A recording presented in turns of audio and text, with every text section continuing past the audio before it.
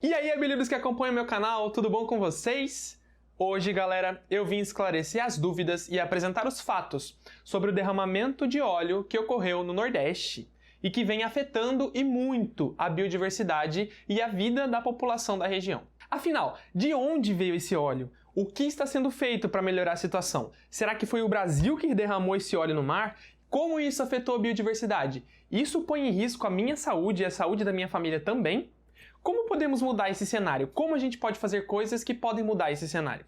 Calma, eu vou te responder tudo isso, mas espera só um pouquinho. Eu espero que vocês gostem disso, porque eu realmente passei muito tempo vendo. E para honrar as minhas horas sem dormir, já vai deixando seu like e se inscreve no canal. Assim você me incentiva a produzir cada vez mais conteúdos de qualidade como esse que você tá vendo. Vai lá, clica aqui embaixo em gostei e inscrever-se que eu tô te esperando, tá bom? Clicou? Já curtiu? Se inscreveu? Maravilha, então vem comigo que a gente vai entender o que realmente aconteceu lá no Nordeste, o que realmente aconteceu com esse derramamento de óleo que está causando tanto alarde. Vamos junto! Afinal, o que foi que aconteceu?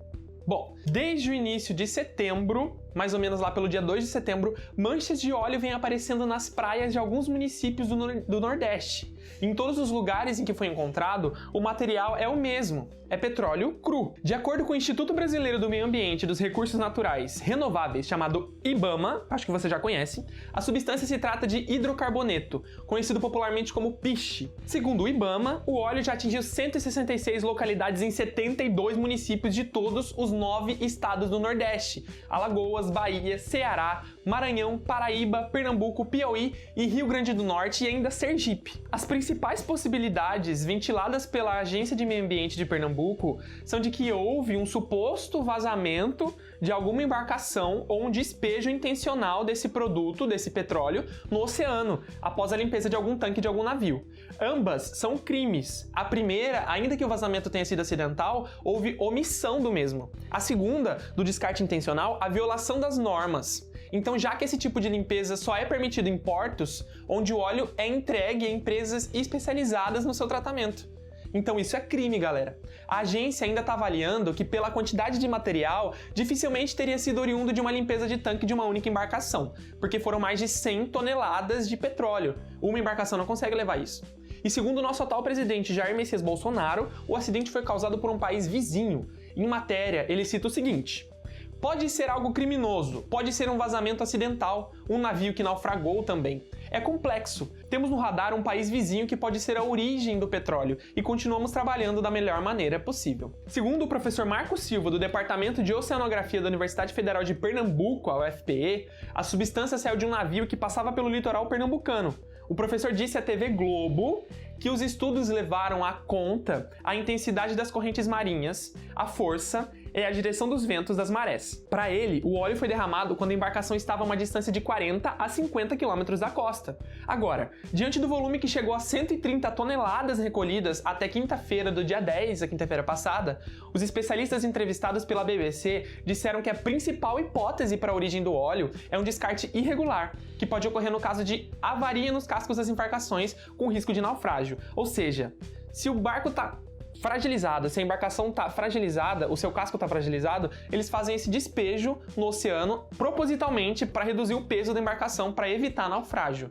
Mas isso também é crime, tá, galera? Não deixa de ser crime. O que podemos afirmar com certeza é que o óleo não foi proveniente da plataforma que afundou na Venezuela, como afirmado pelo governo e pelo presidente Jair Bolsonaro, como dito anteriormente. Isso simplesmente não pode acontecer, porque as correntes marítimas presentes no país são contrárias ao Brasil, e seria impossível que o óleo navegasse, entre aspas, até o nosso país.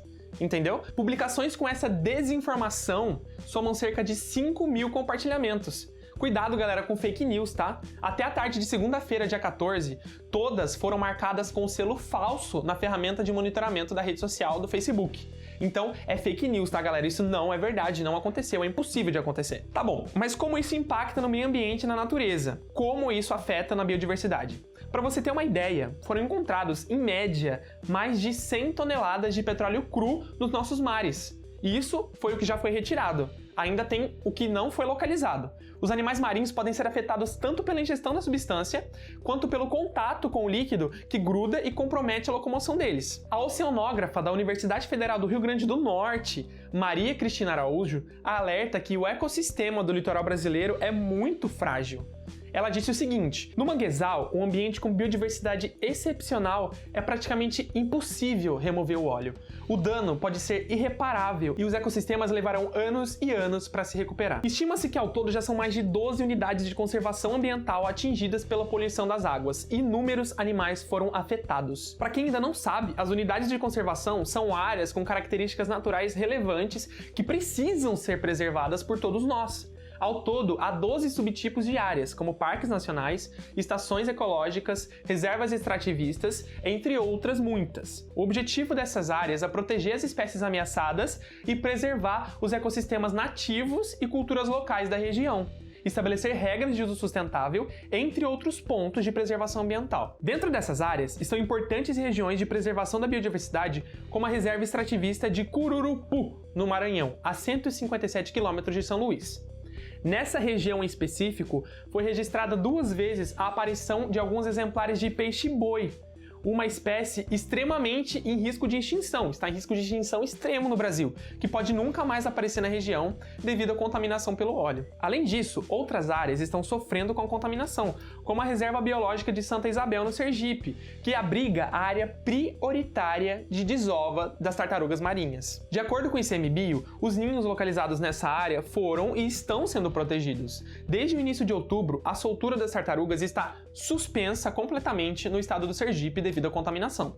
Os biólogos estão identificando os ninhos nas areias e recolhendo os filhotes logo após o nascimento, transferindo eles para tanques para depois liberar eles no mar, em locais com ausência total do petróleo. Biólogos estão identificando os ninhos nas areias e recolhendo os filhotes logo após o nascimento, transferindo eles para tanques para depois liberá-los no mar, em locais com ausência de petróleo. E não para por aí, galera, não para por aí. Dá uma olhada nas áreas de reservas ambientais atingidas pelo óleo desse vazamento. Pelo menos 24 animais foram contaminados até domingo, dia 14, de acordo com o balanço do IBAMA. Desses, 14 foram encontrados mortos ou morreram depois de capturados pelas equipes de reabilitação animal. Segundo a professora Mônica Costa, do Departamento de Oceanografia da Universidade Federal de Pernambuco, o prejuízo ambiental se estenderá por décadas nas regiões afetadas. Ela disse o seguinte: pela proporção, parece um acidente grande, com milhares e milhares de quilômetros.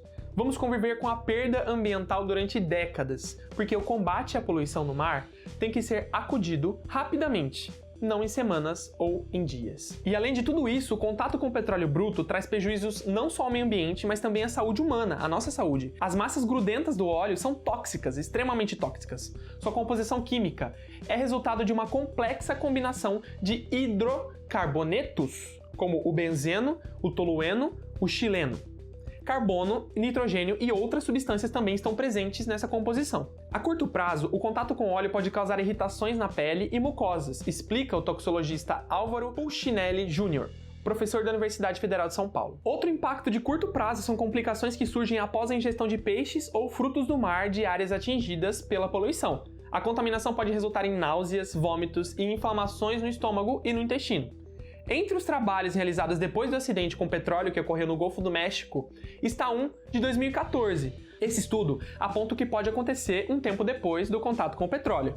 Os cientistas analisaram resultados de exames clínicos de 117 pessoas expostas ao óleo e identificaram, nesses indivíduos, o aumento do risco de desenvolvimento de alterações no perfil hematológico e na função hepática, favorecendo as chances de ocorrência de doenças como o câncer. Isso mesmo, galera, câncer. Mas mesmo após um mês da localização das primeiras manchas no litoral brasileiro, sem solução do problema, a Agência Nacional de Vigilância Sanitária, a Anvisa, não divulgou recomendações de saúde à população nativa, nem turistas que viajam para a região atingida. Mas afinal, o problema está diminuindo ou só está aumentando? O presidente da Petrobras, Roberto Castelo Branco, afirmou na terça-feira, dia 8, que um desastre como esse é muito preocupante e não há sinais de que está retrocedendo.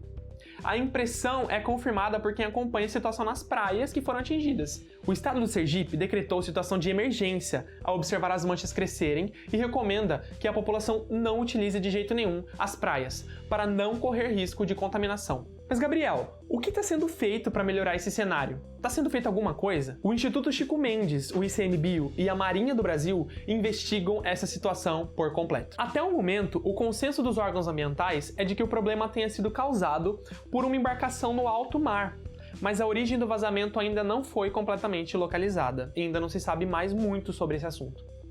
Uma força-tarefa foi montada para tentar descobrir a origem do material. Além da CPRH e da Secretaria de Meio Ambiente de Pernambuco, somam-se também órgãos como o Departamento de Oceanografia da UFPE, da Universidade Federal de Pernambuco, o Instituto Brasileiro de Meio Ambiente, o IBAMA, o ICMBio, do Ministério do Meio Ambiente. Além disso, a Marinha do Brasil também está nessa equipe, nessa força-tarefa. E esse grupo formado espera dar resposta sobre a origem do óleo até a metade deste mês de outubro.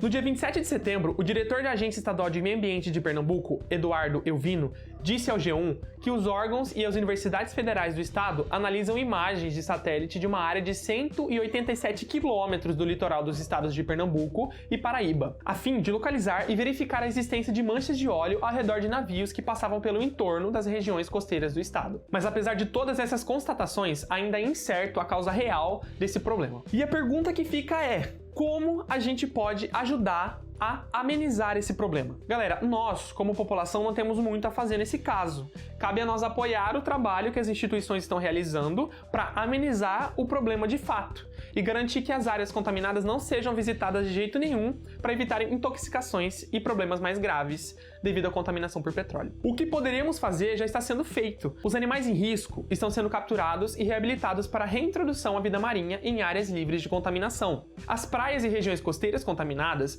estão sendo limpas e os dejetos estão sendo retirados e descartados devidamente. As investigações seguem para descobrir o culpado pelo desastre e tomar as medidas judiciais cabíveis pela punição do mesmo. E pessoal, todos vocês que moram em regiões litorâneas, eu peço por favor, preservem um dos patrimônios naturais mais importantes que a gente tem. As praias são a porta de entrada dos mares e oceanos. Se a gente manter as praias limpas e a sua biodiversidade conservada, a gente vai estar ajudando em muito na preservação de biodiversidade marinha de uma forma geral, tá bom? Então fica essa dica, tá, pessoal? Bom, galera, se você gostou desse vídeo, já vai deixando o seu like e se inscreve no nosso canal. Assim você vai estar me incentivando o Ítalo a gravar mais vídeos como esse daqui. Você já se inscreveu?